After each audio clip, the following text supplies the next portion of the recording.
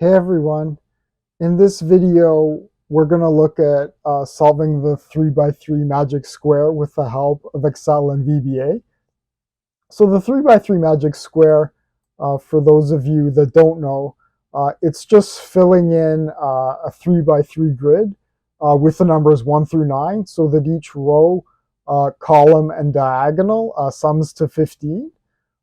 So what we're going to use in this video is this here. I have a plus b plus c equals 15, b plus e plus f equals 15, g plus h plus I also equals 15, and then the columns and the diagonals all equaling 15. We'll get this this system here. And then once we put in the values for a and b, you'll notice that c through I, well, e is 5, but all the others can be written in terms of a and b. So those are the two values we can choose, but we know that a and b for any possible magic square has to be, they each have to be a number 1 through 9. They cannot be anything else. So we're just going to run through the 9 by 9 possibilities. And then once we have the a and b chosen, it'll take the solution here and it'll fill in these yellow cells here. And then if it's a magic square, this cell here will say magic, otherwise it will say nope. So quickly, how we look at how that is set up is these cells here. Here, I1 corresponds to E1, J1 corresponds to cell F1, and so forth. What we want is, like the formula bar here looks a little bit complicated, but it really isn't. It's just saying we have the condition that the cell here, E1, because this is where we want to put in a possible magic square. So we want to check that the cell E1 takes on one of the values 1 through 9, and at the same time, it's not equal to any of the other values in the grid. And if that's the case, here, that all of these are yes, because these, we have the corresponding equations here. So if all of them are yes, then it's a possible magic square. Otherwise, it will say not yet. So in that case, it's a possible magic square because we have all the numbers 1 through 9 in the grid, but we don't know whether they all sum to 15. I mean, once we put in these solutions, we know it will sum to 15. But if we were just to put in values here, like, 1, 2, 3, 4, 5, 6, 7, 8, and 9. In that case, we know this is not a magic square. Well, we can see that like clearly they don't all sum to 15, but we will get all y's here because we do have those numbers 1 through 9 in the grid. So it'll be a possible magic square, but because they don't sum to 15, it'll say nope rather than we have a magic square. So let's take a look at the macro that will allow us to compute the possible solutions. And it's just basically going through A and B, taking on the values 1 through 9. So it'll work through the 81 possibilities. If we just take a quick look at the code here. So that's the entire code. And basically what's happening here is, well, the k equals to 1 part, I'll get to that in a second. But for a equals 1 to 9, so we put the value for a here, and then we work through all the possible values for b. Then once we've done that, well, once we have a specific value for a and b, and we'll work through all the possibilities, the first thing we'll do is put those values into here. And then if it is a magic square, that's this part here, if it's a magic square, this part of the code will be executed. And what that will do is we'll put a copy of the magic square here in the green cells. And quickly about this k equals to 1. So that's what it's assigned to initially. But if we find a magic square, k will then be assigned to k plus 1. And the reason for that is we don't want to overwrite any of the solutions. So if it finds a solution and it's put here, we don't want the next solution to simply overwrite it. We want it to move on to here. And every time it finds a new solution, we want to see what that solution is. So that's why we have that k being reassigned to k plus 1.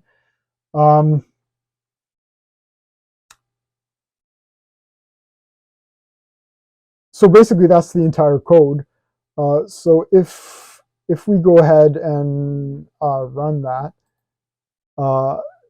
there it is. There's the 8 solutions to the 3x3 magic square. Now, you might often hear that there's really only one solution to the 3x3 magic square, and that's because all of these solutions, once we have one solution here, all of these others can be found out by rotating or reflecting any one of the patterns. So for example, if we want to reflect about this second column here, 753, if we put the 618 into the first column and the 294 into the last column, we would still get a magic square because the rotations and reflections would not change the value of the columns, rows, or diagonals. And in fact, you can see that here, 753, and this is the one where it's being rotated from this original one here to get this solution.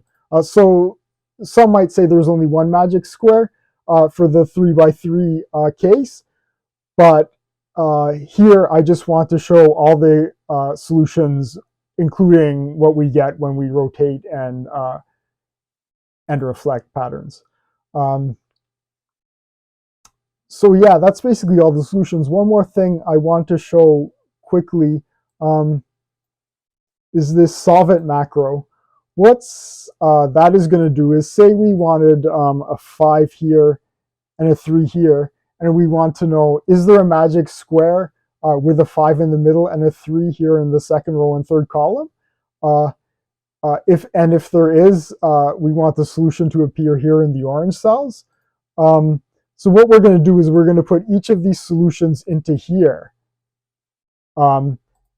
And if this cell says stop, that means stop because we have found a solution. Again, the formula bar looks a little complicated, but it really isn't. We just want to find a solution where, either these cells are blank here, these yellow cells are either blank, or if there's a number, it matches the solution. Because remember, we're going to put each of these solutions into the orange cell, and we'll need to get a match. Like in this example, if we have a 5 and a 3, when this first pattern is put into the orange cells, we won't get a match, because even though the 5's in the middle, we have a 3 here rather than a 1. Now, there are a couple of solutions here with a 5 and a 3. We have this one here, and we also have this one here. The way the macro is set up, it'll just take a look at the first solution, and then the macro will stop. If we take a look at that, it's this one here. So this is putting all of the solutions into the orange cells. And if this condition is met, where this cell here says stop, that means we have found a solution with the 5 and the 3 here. And then in that case, we'll exit the sub, which means the macro will be over that at that point, which is what we're looking for. So if we just run this macro, and yeah, so here in the orange cells, we do have a 5 in the middle and a 3 here. And it's picked out this first one, because as soon as it finds a solution, then the macro will stop. Like, for example, if you'll notice that 5 is in the middle for all of them. So if we were to run the macro, it would just pick out the first one. And yeah, now in the orange cells, it's the first one. And that's just because, as I said before, once it finds a solution, the macro will stop. If there is no solution, like maybe there's a 5 here, so if we run the macro, we'll just get this last pattern here will be reflected in the orange cells, but that's just because it's gone through all the cases and it still hasn't found a solution, so this will still say wrong, so there is no solution in that case. So let's take one more example and then we'll end this video.